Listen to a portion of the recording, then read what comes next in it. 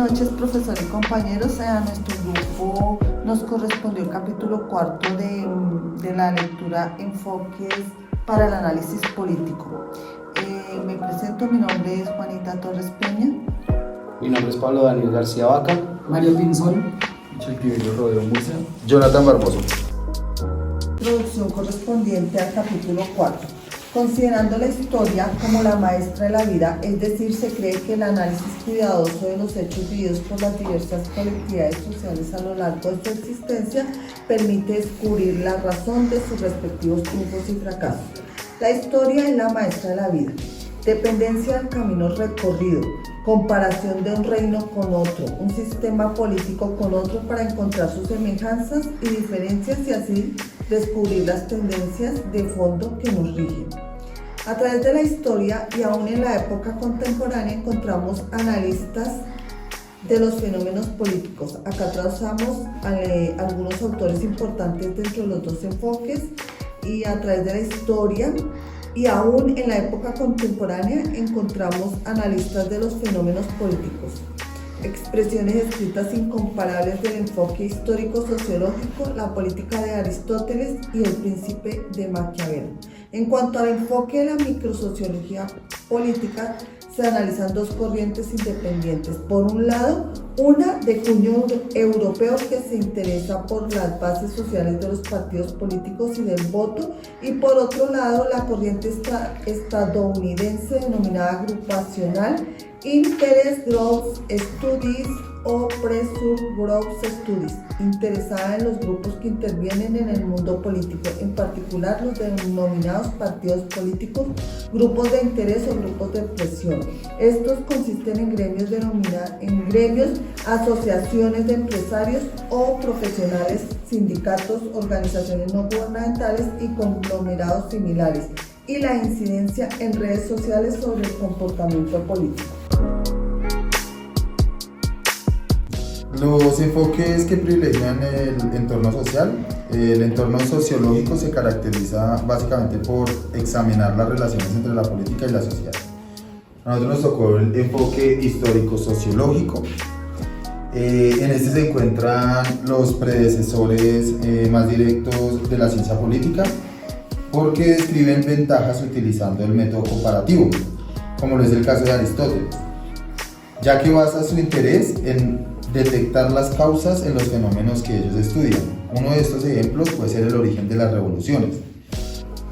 Las causas de la revolución son la injusticia, el miedo y el desprecio que tienen los súbditos en contra de los monarcas.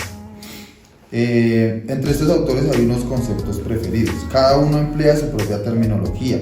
No suele encontrarse conceptos compartidos entre estos autores. Hay un tipo de problemas e interrogantes. Los autores quieren asegurarles a los ciudadanos una vida digna dentro del sistema político y no se centran en la mejor organización política, sino en los contextos históricos en donde surgen muchos interrogantes. Algunos de estos son, por ejemplo, cuál sería el mejor gobierno que ha existido, qué hace poderosa una nación, cómo puede gobernar exitosamente una máxima autoridad, cómo se ha constituido el Estado moderno, cuáles son las causas de la revolución, qué hace que los ciudadanos colaboren con los gobernantes y que los distancia de ellos. Son aún preguntas que todavía nos surgen las dudas. Hay unas presuposiciones implícitas que se trata de 5 supuestos, generalmente tácitos. El primero se diferencia la argumentación filosófica abstracta de los hechos observables. La segunda es que se identifican las tendencias constantes de la vida política de los pueblos, las leyes que gobiernan la política en el mundo.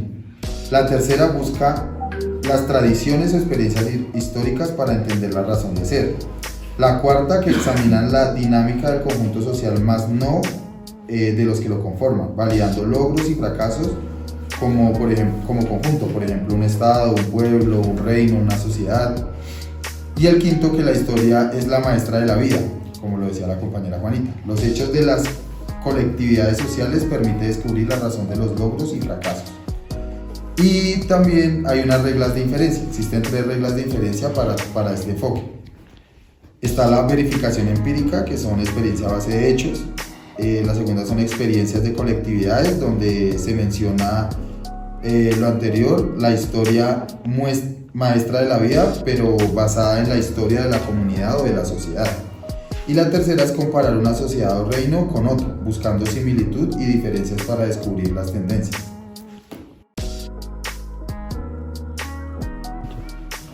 Bueno, a continuación vamos a hablar de los autores principales de esta corriente, digámoslo así, histórico-sociológica, y vamos a iniciar con los autores más antiguos. Entre los autores más antiguos tenemos a Aristóteles, quien, digamos, fue representativo por su obra La Política, donde discute básicamente las ventajas y desventajas de las tres grandes formas de gobierno: la monarquía, la democracia y la aristocracia. Esta fue su obra más representativa y que, pues, digamos, se tuvo en cuenta para esta línea de estudio. Por otro lado, tenemos a Ibn Khaldun, quien con su libro La historia de los bereberes, conocido como Historia Universal, ha sido tomado como fuente inicial de la historia y se publicó como introducción a la historia universal. Por otro lado, tenemos a Nicolás Maquiavelo, quien con su obra Il Príncipe establece una serie de criterios para el gobierno de los principales sobre los estados, lo cual se lleva a cabo desde la observación y comparación detallada de las prácticas de la antigua Roma y la península itálica, digamos, estableciendo reglas para un buen gobierno de los estados. Por otro lado, tenemos a Charles-Louis de Secondat, quien con su obra El Spirit des Lois realiza un estudio detallado de los gobiernos, básicamente los monárquicos, los republicanos y los despóticos. Allí detalla los principios básicos de cada tipo de gobierno. Considera que la pieza fundamental yace de la división de los poderes, y aquí surgen, pues, digamos, lo que hoy conocemos como las tres ramas principales de los poderes, que son el legislativo, el ejecutivo y el judicial. Por otro lado, tenemos a Alexis Tocqueville, creo que se pronuncia así. Producto de sus viajes de observación a Estados Unidos, creó una obra llamada La Démocratie in America. Refleja las prácticas de esta sociedad, de su sistema legal y democrático, y eso sucede básicamente en la primera mitad del siglo XIX. Por otro lado, tenemos a Gaetano Mosca, quien con su obra Elementi di Scienza Politica toma una perspectiva histórica analizando las naciones europeas de su época desde un punto teórico, donde indica que las sociedades se dividen en dos clases: en las que mandan y en las que obedecen.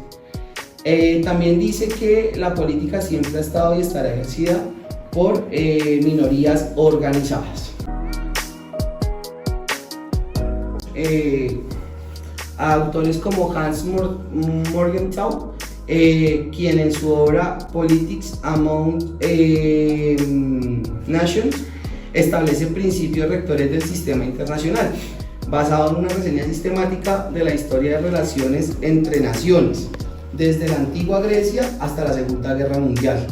Habla de la condición humana, que es dirigida por un deseo egoísta de autosatisfacción. Por otro lado, tenemos a Kenneth Waltz, quien con su obra Theory of International Politics establece criterios básicos de la política internacional a partir de la aceptación del concepto anarquía y a partir de las relaciones conflictivas entre organizaciones políticas. Por otro lado, tenemos a Giovanni Sartori,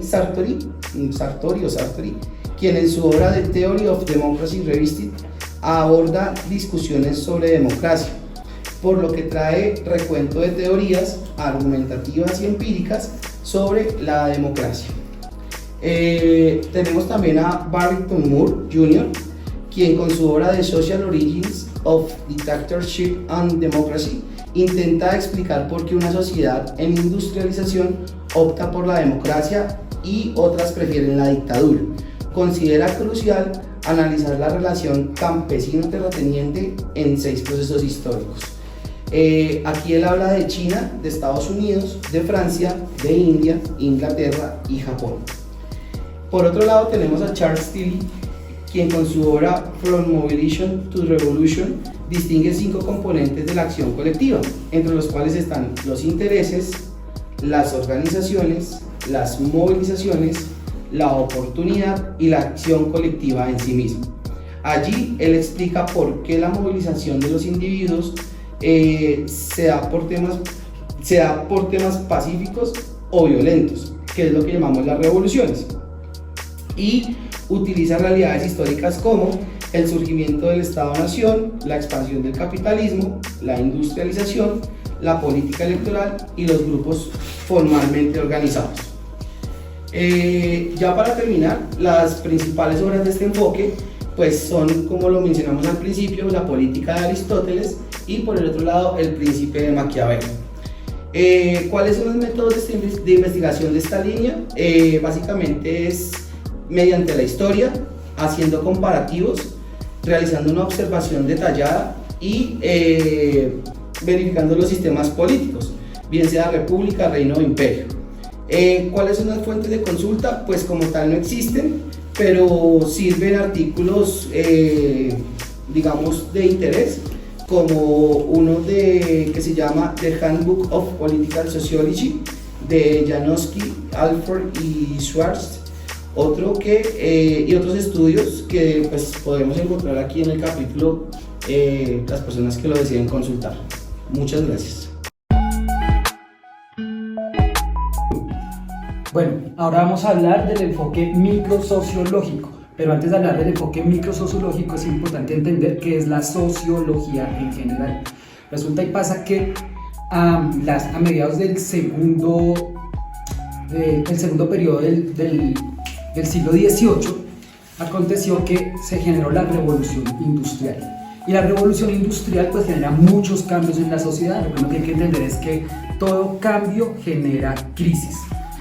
¿Qué buscaban los sociólogos en ese entonces? Poder entender el comportamiento social de las personas, porque si podemos comprender cómo se comportan las personas en determinadas situaciones, entonces los sociólogos dicen, bueno, si entendemos cómo se comportan, vamos a poder entender por qué ese comportamiento, y si lo entendemos, vamos a poderlo controlar.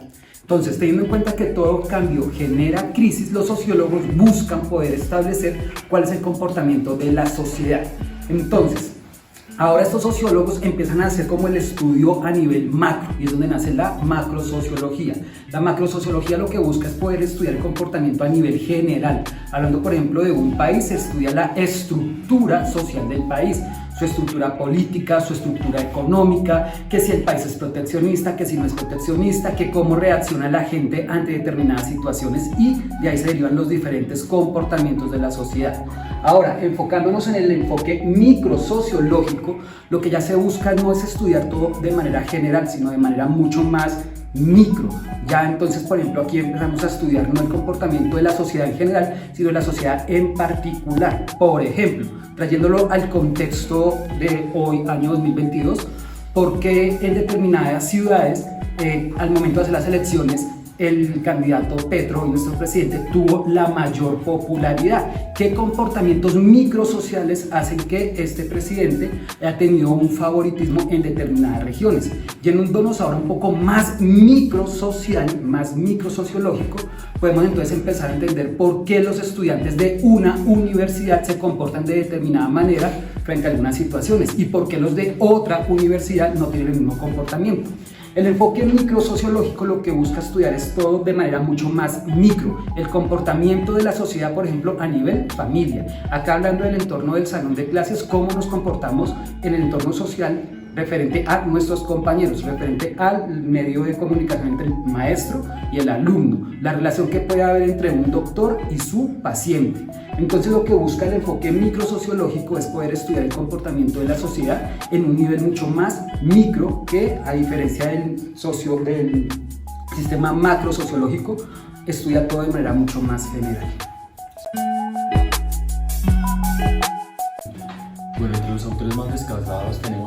Michels.